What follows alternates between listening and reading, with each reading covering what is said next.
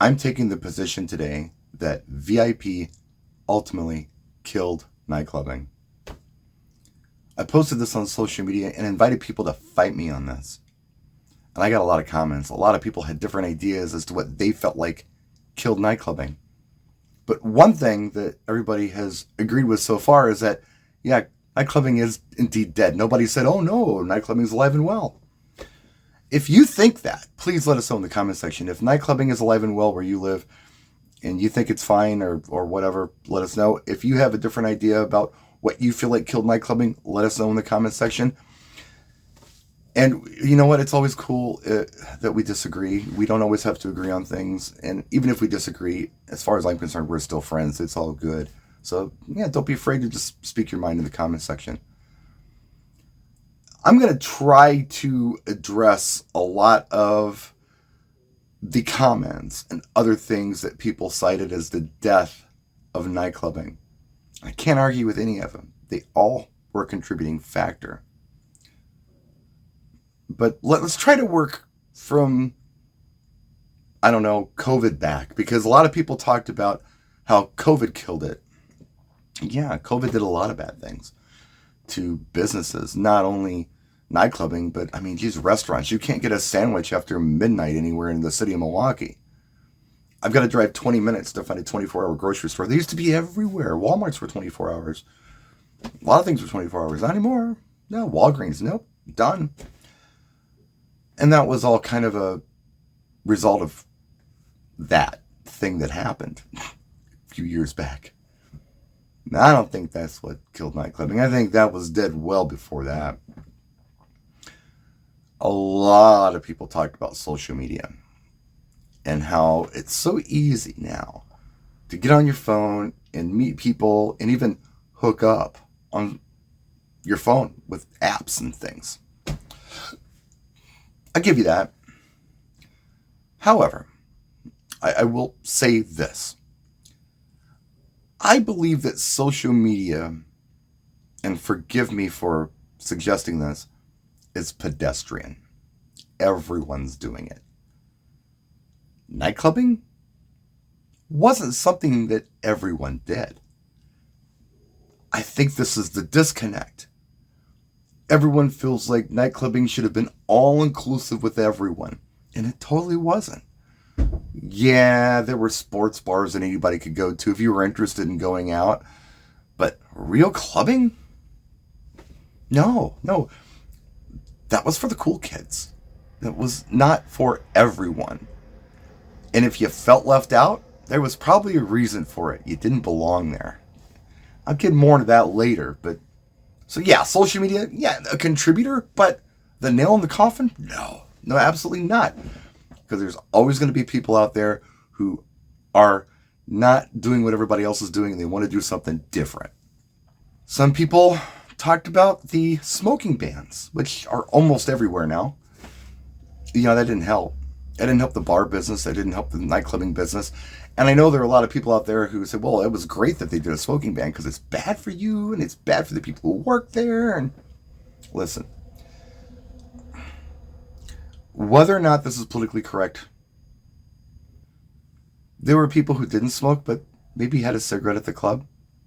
We dressed differently. People were socially very different in clubs. They were more apt to hook up, perhaps, dance, and just do things you wouldn't do, you know, Monday through Friday. This was kind of the adult playland. All the taboos, you could do it. So it was really odd when something that was perfectly legal to do was now off limits to do with the club. I should say that kind of hurt the mystique of the whole thing, even if you didn't like smoking. And I remember, that's been about 2010, they had the ban here. A lot of people got really excited and started going out more. Oh, well, I can go out now because they don't smoke and I don't like smoking. Well, guess what? The cool kids didn't go out anymore. It was weird. I watched it happen. I've got bars up and down my street where I live. I mean, there's a bar on every corner, like right out in front of my house. That crowd changed when the smoking ban hit. And it drove those who did smoke outside away from the action that was happening in Clubland It happened in bars. That absolutely didn't help the nightlife situation across the board. Agreed. But I don't think that's what killed nightclubbing. Didn't help. It was a nail in the coffin, but didn't kill it. Some people say it's the music. Music killed it. The music just isn't what it used to be. I gotta disagree with you on that, because there's always good music, and I don't think music was the main draw. It's funny because there's somebody here in the comment section, I'm gonna try to find it here. They're talking about how the club industry killed itself, and they only go out to clubs when there's a DJ they want to see, and they only go out to clubs when a friend has a table for VIP. That's the only time they go out to clubs. And this person is, late 20s, early 30s. I kind of feel sorry for this whole generation because they have no idea what clubbing was and why it was so attractive. And I'm speaking as a club goer. The big club I used to go to. The DJ's name might have been Tim. I don't know. We didn't see him. He was way up in this booth somewhere. Most people didn't even know what the DJ was. It wasn't about the DJ. And it wasn't really even about the music. It was about the people who were there. The music is what attracted those people to the club. But it wasn't the draw of the club. Like, the main draw for most people to go to the club was to see the right people at the club. If you go back to the Studio 54 days, I've heard this talked about, where they'll say, like, the Garbage Man and the Prince of Monaco can all be on the dance floor, hanging out, and none of them are any wiser as to who the other one is. It doesn't matter. Everyone was an equal under the roof of that place. Didn't matter if you were the Garbage Man or the Prince of Monaco. You were all the same. If you were cool, you were cool. You got in. If you weren't cool, you didn't get in. That's how clubbing worked. So, when money is the only thing that gets you in to a VIP table, it does matter. It becomes this status thing where not everyone is equal anymore. There's like this class system of I have money and I don't. And believe me, back in the old days, we didn't know who had money at the club. I remember talking to girls, beautiful girls. And I didn't know much about them until we walked out the door and I saw what kind of car they got into. And even then I didn't always know. If it was a crap box car, maybe she's not somebody who comes from money. If it's a really nice car, then this girl's got some dough. But in the club, I didn't know. I mean, that wasn't a thing. In the club today, because they got a table. It's different now. Somebody at the table's got money. But if you look like you belong there in the old days, you belong there, and it didn't matter what you had. It wasn't about who had money and who didn't. It was about who was cool. When I think about VIP sections, I think the first time I was ever in one was the early 90s. And it was different than the VIP I experienced, last month when we were in that club in Atlantic City for Expo. I had a lot of VIP sections. I was in a bunch of them. I had fun, but I didn't have my own VIP section. And anybody who didn't know anybody in a VIP section didn't even get to sit down. There weren't chairs available anywhere. And clubs became that. But going back to the first time I was ever in a VIP section, I don't remember the year, but it was early 90s, and it was at China Club in Chicago. And we went there to see a stage show. It was a regular club, but they had a stage, and there were all these performances on the stage, and they were very cool. This place was packed, too. 1,000 plus people, probably, I'm thinking. It was a big club. And there was an artist performing, a French-Canadian artist named Mitsu. And my friend knew her. So we went to the club to see her track date that she did. And then after her performance, we were invited back to VIP with her. And it was a separate bar. It wasn't next to the dance floor. It wasn't something that anyone else even knew existed. It was very private. And we got a table, and we got a bottle, and we had really good wait service. And yeah, it was probably the size of maybe a small to medium bar with a lot of seating. And I remember Madonna was in there. I don't know why Madonna was there, but she was there. And I don't remember even seeing her, but oh yeah, Madonna's over there. And there was a big entourage. So I think clubs always kind of had this, but to make it something that everyone can see and envy, and what word am I looking for? Deprive anyone else walking in the door of a place to sit. That's when it got weird. When you took the anonymous status thing away from people, the cool people no longer came to the club. The cool people weren't always the rich people. In fact, between you and me, the cool people are rarely the rich people. Back in the old days, the cool people were just the cool people. You either got in or you didn't. No matter how much money you had or didn't have, it didn't matter. If you looked the part, you were the attraction to the club. Yeah, it was not the music. It was the people. It was always the people.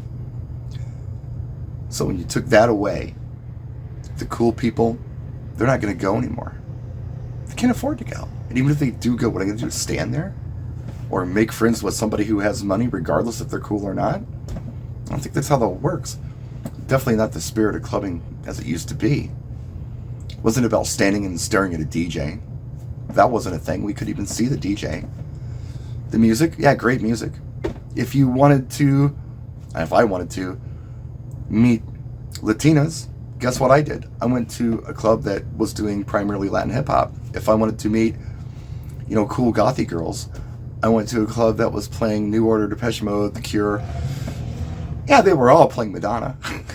They were all playing Prince. Music was a little more fluid back then. It wasn't like, okay, this is a house club, this is a hip-hop club. No, everybody was playing everything back in the old days, in my experience. Yeah, there were some hardcore house clubs and things, but for the most part, most clubs that I went to, they primarily focused on Latin hip-hop, which we now call freestyle, or house, or trance, or Eurodance, or alternative, or whatever, but they were all kind of playing the same things in between. There was a focus on that music, but it wasn't all you heard that night, which was fun. It was a draw. But yeah, the spirit just hasn't been there since VIP became a thing. And like I said, the way they handled the VIP, I think was wrong. The way China Club did it, I like that. Where they had this separate section that was remote. They weren't even playing the same music in there. It was velvet roped, security there. They were playing different music in there than they were playing in the club. It wasn't within the common area. The VIP was not within the common area. It was separate. I like that. It's a cool place to go chill, especially if you really are a VIP. But if you're just paying for status as a VIP at a table that's taking away seats from anybody else in there, yeah, I think that's what ultimately killed clubbing. It's the way they handled it. I don't blame them for doing VIP. It's cash grab. But the way they handled it, I think was bad. I don't like it. And most people didn't, unless you had money. And I will also say this. The only people who love VIP are people who have dough, because they could buy their way in. They didn't have to be cool. They could show up in a Tommy Bahama shirt and flip-flops and walk in with bottle service. You wouldn't even get in the door back in the old days, no matter how much money you flashed, dressed like that. I think most of us can agree that there were a lot of things that contributed to the death of nightclubbing. But I'll say this.